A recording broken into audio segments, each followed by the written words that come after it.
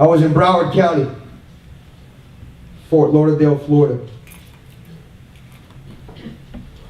March 26, 1991, I was arrested for several counts of armed bank robbery.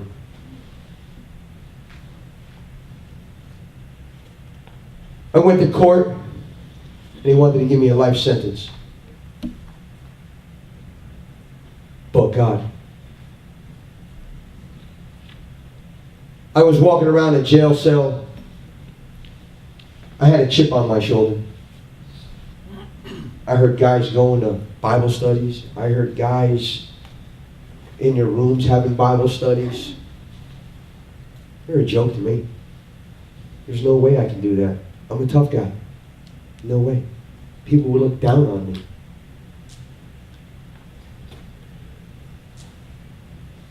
November 11th, 1991, the final offer came down. 25 years as a violent, habitual felony offender in the Florida Department of Corrections. I called my mom up. I said, Mom, I'm going away for 25 years. She said, good, and hung up the phone on me. I called up my grandmother.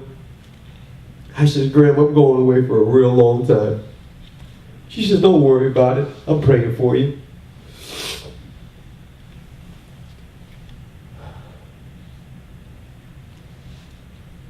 While in prison, I did a total of 18 years and 6 days. I was just released last April 1st, 2009.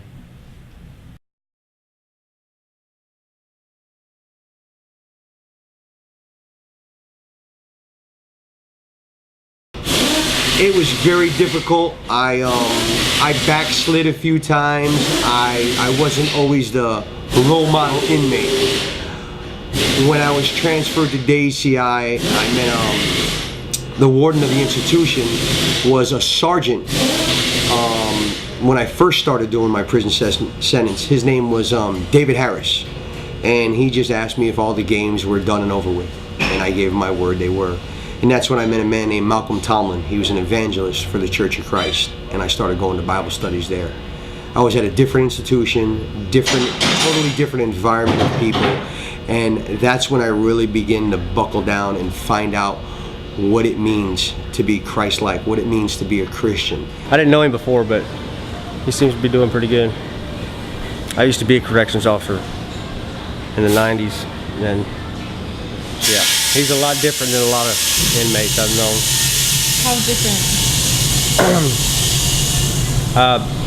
More of a good person, you know, cares about other people, you know. What scares me about being in this room that you guys are at 13 right now is that you guys right now are really, really not getting serious. You guys are using the excuse that, well, you know what, I'm only 13, I'm only a kid.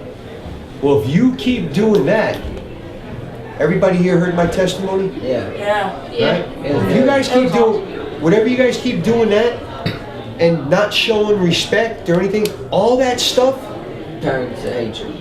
leads to a place where I was for 18 years. One of the things that having Sammy as part of our church family has done is it has broken down a lot of walls for people. Because people are used to reading the newspaper or seeing on television stories about, you know, people who have made bad decisions or gone down bad paths. But with Sammy, they've been able to see someone who has made bad decisions and then come back from that. And so it's really torn down some walls for them. And I think having Sammy as part of our church, what it has done is it has made all of our church really more mindful of reaching out to people of all kinds of backgrounds. I just can't say enough about my life the way it is, you know, and if people don't see it, they're going to think that it's phony baloney or make-believe, you know, but I'm living it, you know. My wife and I, to us, it's like a fairy tale come true, and it's so simple. It really is so simple. When you surround yourself with positive people and you don't put yourself in negative places, you're going to be successful.